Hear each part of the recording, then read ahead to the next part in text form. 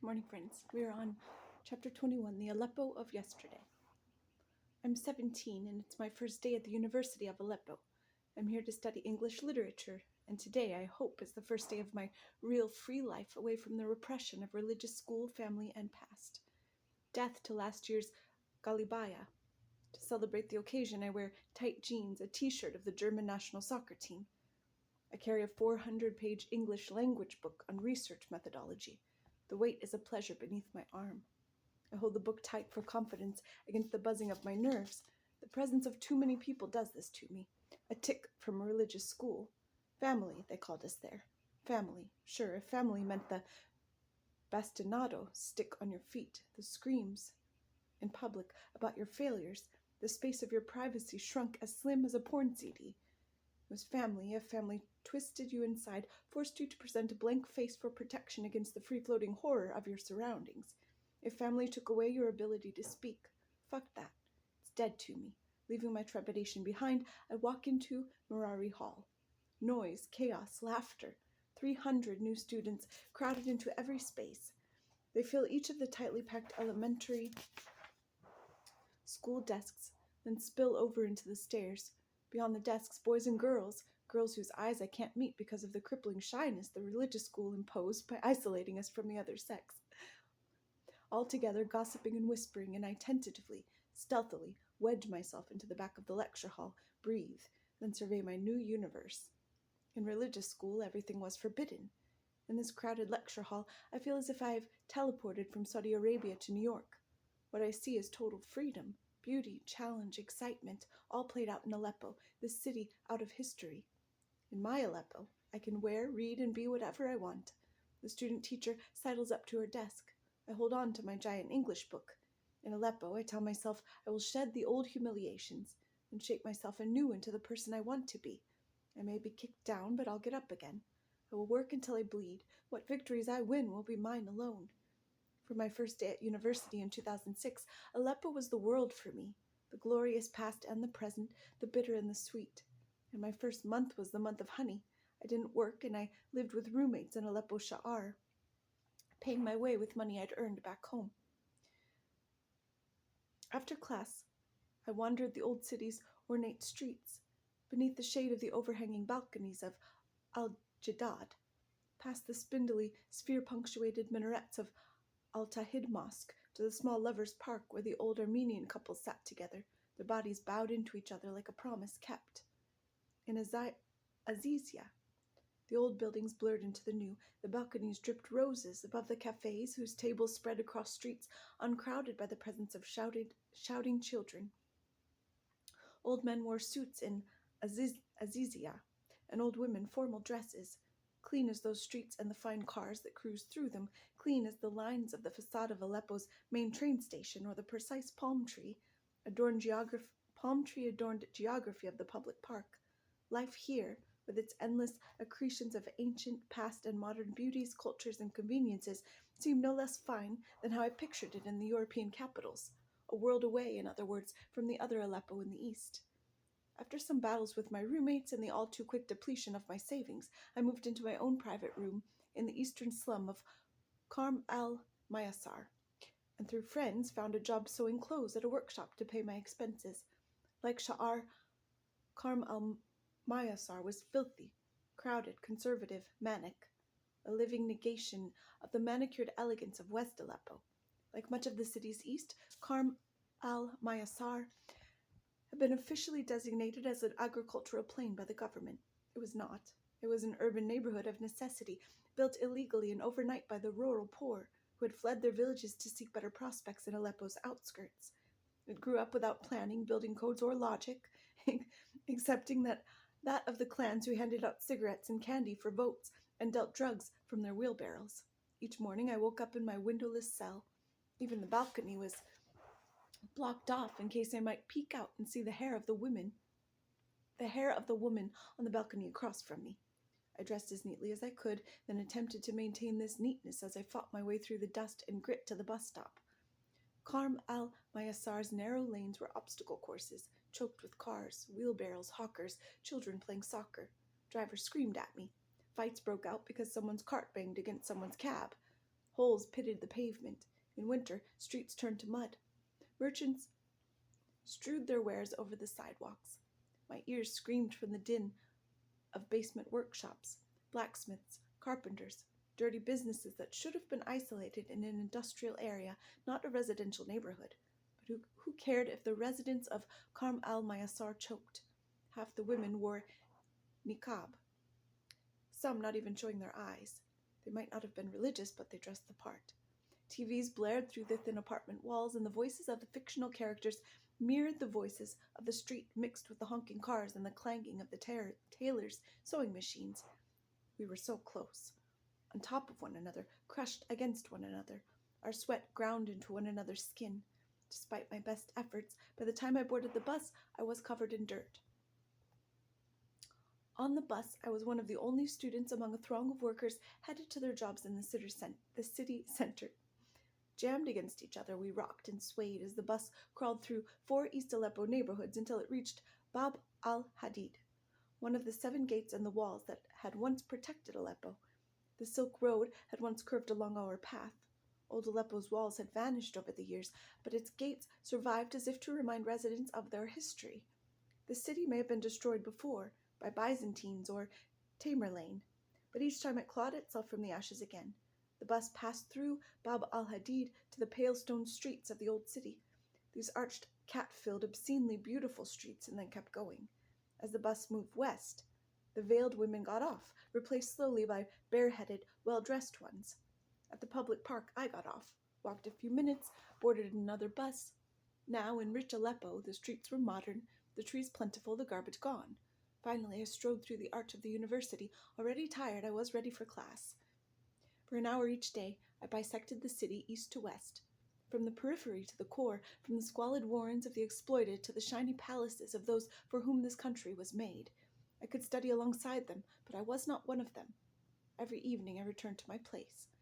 The neighborhood in which I crashed, exhausted each night, did not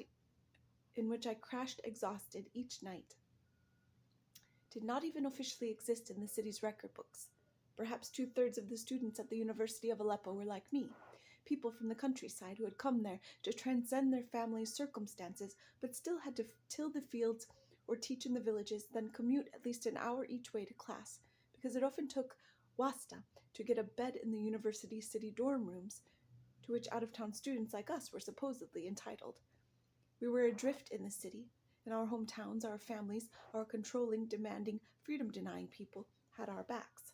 Here we slaved, and Aleppo shrugged. What did she care for us? We were just the latest round of invaders.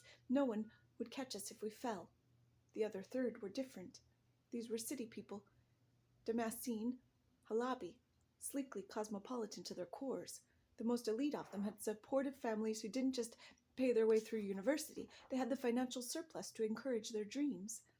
I watched the guys of this group as they lazed their days away in the cafes of Azizyaya, then tooled around in their BMWs after class, girls perched in the passenger seats. Their clothes were expensive, yes, but they also dripped with cool. Exhausted from my job sewing clothes, I skipped more and more lectures. With no need to work, the well-off students attended every class. No matter how I tortured myself at English, theirs was better, fluent with the ease that comes from private classes with tutors who had studied abroad. They bantered with the lecturers as if they were members of a private society, while, like most students, I struggled to follow along.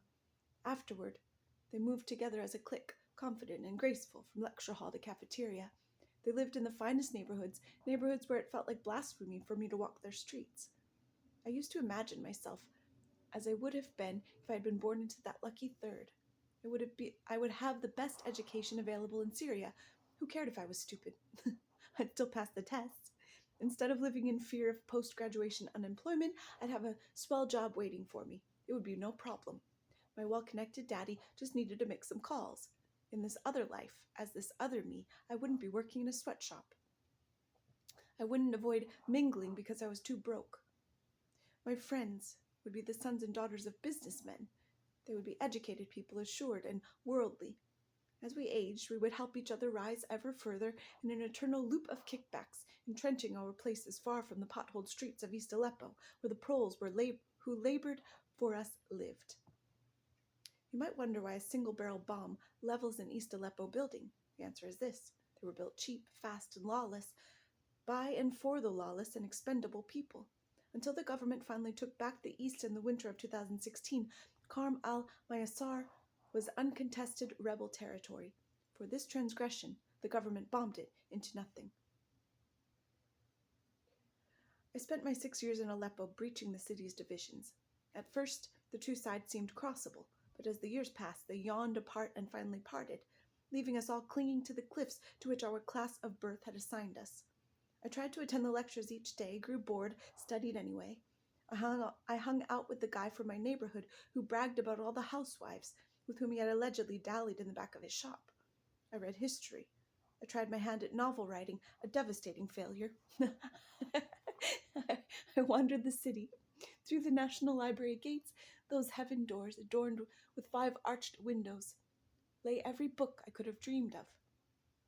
Chronicles of empire, from the days when the Muslims spread across the earth and built cities grander than fantasies, rather than merely living in the shells left to us by colonizers who, by generations who had died hundreds of years before.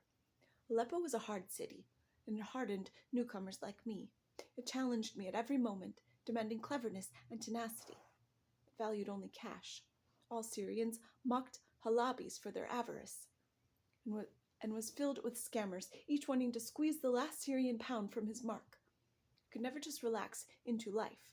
I needed to be sharp always. Aleppo had been besieged since before history existed, and had emerged each time arrogant and lovely again. Aleppo had survived the Crusaders. It had no patience for me. Religious school had been a prison, but this was something more frightening. It was a gorgeous world, expensive, cruel, corrupt, sure, but so seductive and so near, close enough to brush it with my fingertips. Aleppo promised freedom to aspirants who came there, but only at the price of its complete indifference to their fate. English remained the thread that guided me through Karm al-Mayasar's concrete labyrinth, to a sunlight that sometimes looked like Azaziyah and sometimes like London, but always far from here. For class I read Great Expectations, Sons and Lovers, Pride and Prejudice, the endless Paradise Lost of Milton, the Greek myths and absurdist playwrights, and Jane Austen's sedate dramas about which society girl would marry whom. I barely understood the plots, but fought through the pages anyway. I copied new words into notebooks, each marked by me with phonetic symbols, neat soldiers waiting for the day of their deployment, when I would unleash them and they would conquer the whole of this tongue, and English would no longer pause frozen at my lips, but spill out slick and accent-free. It was all a fantasy. Our first test came. I failed. How did I fail? How had all this desire borne so little fruit? You might imagine that the test for the country's top literature program would be essays, in which we carefully critiqued the ideas presented by the books we read, explored their use of metaphor, perhaps put them into historical context, or traced the veins that connected, say, the Odyssey to James Joyce's Ulysses. I wish. At the University of Aleppo, Tess took random paragraphs from one of the 7 fat books we'd been assigned, blanked out a word, then had us choose the right word from 5 different synonyms to complete the sentences. This was, of course, impossible. It didn't matter how deeply one had read. No one could memorize the 5,000 pages and then word for word regurgitate them back. Like so many tests in Syria, it was designed for us to fail. I tried again, not out of ethics, but out of love. English was my kingdom to conquer. Not some bridge to which I'd buy a fake deed. I wanted the genuine article, not the knockoff. I studied harder. I reread and watched movies and drilled. I took another test, but the same sort of paragraphs with those same blanks stared back at me, and I knew, even before I handed back my exam, that I had failed. Worse than failing, I hadn't gotten it. The gulf yawned between me and the sharp, savvy other students who knew how things were done. Firkin Bookstore sat just around the corner from the Faculty of Art and Humanities. It was a lovely place, filled with fine volumes that sat untouched. Books didn't pay Firkin's bills. Instead, they made rent off their golden papers. These guides were sold shamelessly, and they contained perhaps 100 sentences, half of which were the exact ones that would later show up on our tests. No need to read those boring books, just buy and memorize, then vomit it all up at the end of the semester. Learn nothing, but advance to the next level anyway. Very clever indeed. In self-criticism, after the defeat, Sadiq al-Azim blamed the humiliations of 1967 on this culture of cleverness, which encouraged incompetents to pretend that they knew something and even congratulated them for getting one over on someone. Whole countries were constructed on pyramids of mendacity until one day we looked up and the Egyptian Air Force had been leveled and the Israelis had taken Golan, and we had only our cleverness for consolation. This small corruption was but one preparation for the corruption of our lives. Everything required influence or bribes. If you wanted to build a home, bribes. If you had money, best bribe some people in the security services in case a son or cousin ended up in jail.